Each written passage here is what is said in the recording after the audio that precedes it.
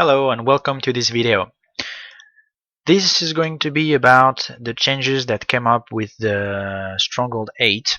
I've been wanting to do this video for quite some time, but only doing it now, quite some time after the release.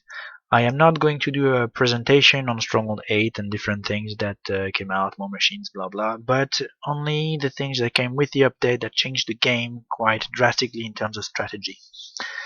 The most important change to my viewpoint is the modification of the range of two machines, the cannon and the crow's nest. They were both ranging 7 tiles like all the other machines, beside the Sky Harpoon and the Big Bertha, which both had 10 as a range. Now the cannon went from 7 to 9 and the crow's nest from 7 to 10.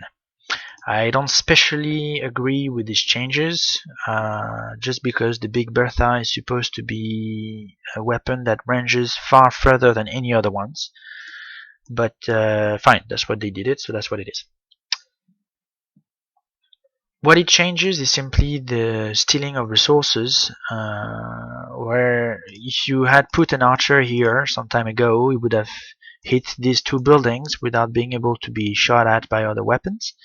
But now you see the crow's nest reaches far further than the position where the archer would be, and also the cannon. So it makes stealing resources without any losses much more difficult. You would have to use marauders now as decoys to make the machines busy, and it restrains quite a bit the number of targets. The other change I wanted to speak about was the bombastic, where his damage used to be single target. Oops. Now it's splashing damage, which means that instead of hitting one wall at a time, one piece of wall at a time, it would hit 2 or 3.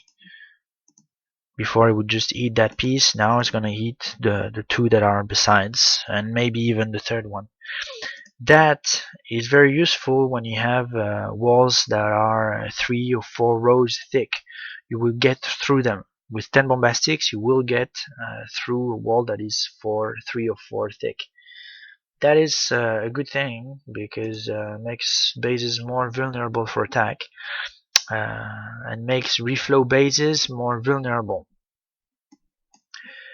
The other thing that changed is the possibility of upgrading soldiers much more. You can go up to level 5, so from the yellow, as far as I remember, it goes to purple and then to red. I don't have them yet, I'm working on it. 16 hours before the first is done. I advise you strongly to upgrade first marauders as a really first priority, because these are the guys you're going to use to break other machines. You release all of them, about 30, and we'll break off all the machines. You will need to use maybe 1 healing barrel, 2 if it's big base. And once the machines are out of order, then you can just put all your archers to kill off all the other buildings. It's quite workable. It's quite a workable tactic. You can look at players that are first on a tournament or whatever. You will see on their troop camps that is the setup they have. They have marauders and they have archers, period. Dragon warriors, a little side note on it, have also been changed. I don't see how they're workable now in present time, just because marauders upgraded are very valuable. They are actually workable, so dragon warriors don't make that much of a difference. I do not know if putting Dragon Academy to level 3 changes it. I understand that now they change a bit this thing of Dragon Academy level 1 and level 2 to make the Dragon Warriors more effective at each level, not just not available. So I don't have yet 5,800,000 clouds, so I'm not able to check, but as soon as I know, I'll definitely put it up to do the comparison. I noted down all the specs of all the dragon warriors I have currently, and if I do a level 3, is it going to change or not. If it's just a matter of space on a troop camp, on the Dragon Academy, how much you training queue, it's not really worth it upgrading it for 5 million, honestly. But if it's also the ability of the warrior that are increased, then at this point it's definitely worth upgrading it. Another reason why I don't use Dragon Warriors is simply because they're very expensive. They are not much more effective, but they're going to cost 8,000, whereby a Marauder is going to cost only 2,000. It's going to be a bit more when I upgrade it next level, but it's a lot of difference for workability that is not that much difference.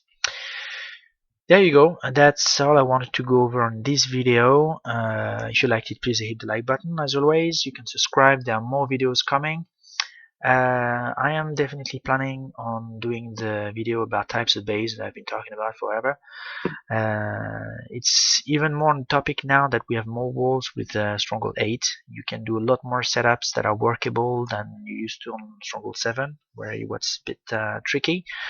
The clan task made it possible to have more walls, but it was still limited in terms of quantity to do workable, truly workable setup. There you go. So I'll see you next time. Bye bye.